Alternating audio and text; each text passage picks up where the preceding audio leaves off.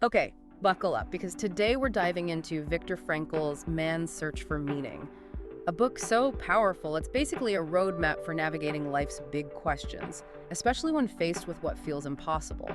And think about it, this book, born out of Frankl's experiences in Nazi concentration camps, has resonated with millions worldwide.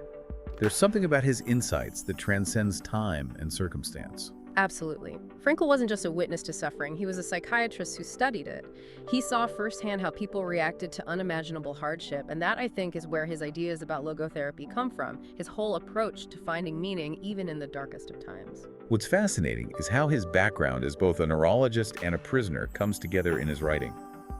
Frankl noticed that those who found a why to live, a reason to keep going, often fared better than those who succumbed to despair, even if their physical circumstances were the same. That's incredible. So it's not just about enduring hardship, but about finding something to hold on to, a purpose that makes the how almost irrelevant. Exactly. And he illustrates this with a story about a fellow prisoner who refused to trade his last piece of bread for a shave.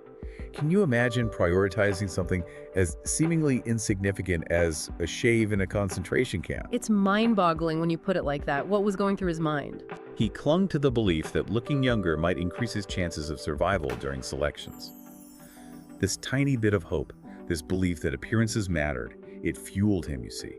It's a stark reminder that even in the direst circumstances, the human will to find meaning, however small, can be a powerful force. That's incredibly profound, and here's what gets me. Frankl didn't shy away from the harsh realities of the camps.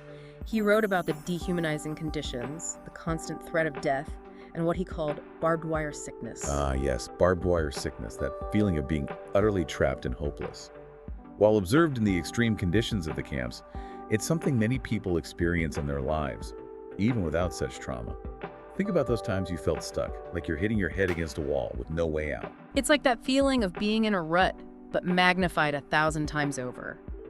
And this ties into the existential vacuum Frankl talks about, right? That feeling of emptiness and lack of meaning that many people experience. Precisely. Frankl argued that this feeling of emptiness isn't necessarily about a lack of material possessions or even happiness, but rather it's about the absence of meaning, of a why that drives us. So how do we fill that void? How do we even begin to find meaning in a world that often feels chaotic and overwhelming? That's where logotherapy comes in, right? Exactly. Logotherapy, as Frankl described it, is the pursuit of meaning in life. It's based on the idea that our primary drive isn't pleasure, as Freud suggested, but rather the search for something bigger than ourselves. It's funny because when we think about motivation, it's often about seeking pleasure or avoiding pain. But Frankl is saying it's deeper than that. It's about purpose. And that purpose, that why, can sustain us even in the face of incredible suffering. It's like that powerful quote often attributed to Nietzsche, "He who has a why to live can bear with almost anyhow." Frankl truly believed this. And, this wasn't some abstract philosophical concept for him. It was born out of his own experience in the camps. He lived it. And later, he introduced the concept of tragic optimism. Now, that sounds almost like a paradox. How can you be both tragic and optimistic, especially after living through something like the Holocaust? It is a paradox, isn't it? But I guess that's kind of what makes Frankl's thinking so compelling. He doesn't shy away from the hard stuff. Tragic optimism, it isn't about, pretending everything's hunky-dory. It's about acknowledging the tragic stuff, the painful realities we face, suffering, guilt, even death, and still, you choose to find meaning, to embrace life fully. So it's not about denying the negative, but like finding a way to move forward with the negative. Yeah. I'm starting to see how this ties into his whole philosophy. But how is that even possible, like, when you're facing something truly awful? Frankl would argue that it is in those moments, those seemingly hopeless situations, where our freedom lies. We can't always control what happens to us, but we can control our attitude, our response. That's something no one can take away from us. It's like choosing how we frame our experiences. Two people could go through the same difficult situation, but their interpretation of it, their why, could be completely different. Exactly. And that choice, Frankl believed, is what makes us human. It's about finding that little glimmer of light in the darkness, that reason to keep going, even when it feels impossible. Makes you think about those moments in your own life where you could have just given into despair but chose another path. Maybe it was a career setback, a personal loss, or even just like a string of bad days. Absolutely. And this is where Frankl's ideas become really practical, really applicable to our everyday lives. Yeah. Because he's not just talking about surviving the horrors of a concentration camp. He's talking about finding meaning in the mundane, in the everyday struggles we all face. He even identified what he called neurogenic neuroses. Neurogenic neuroses. Okay, you're gonna have to break that down for me. Think of it this way. We're familiar with the idea of neuroses stemming from, like, psychological conflicts, right? Well, Frankl observed that there's a whole other category of neuroses, these neurogenic ones, that come from a totally different source. Let me guess. This is where that existential vacuum comes back into play. You got it. Neurogenic neuroses come from a lack of meaning, a feeling of emptiness and purposelessness. It's like we have our basic needs met, maybe even achieve some level of success or comfort. Yeah. But there's this nagging sense that something is missing. I think a lot of people listening right now can relate to that. We have so much more than previous generations: technology, opportunities, access to information. Yet there's this feeling of emptiness that people struggle with. And it shows up in different ways, right? Boredom, apathy, anxiety, even depression. Frankl believed that a lot of the problems we're grappling with today come from this existential vacuum. We filled our lives with distractions, but we've neglected that deeper need for purpose. It's like we're constantly searching for the next thing to make us feel whole, make us feel fulfilled, but it's never enough. And that's the trap. Because lasting fulfillment, it doesn't come from chasing after fleeting pleasures or external validation.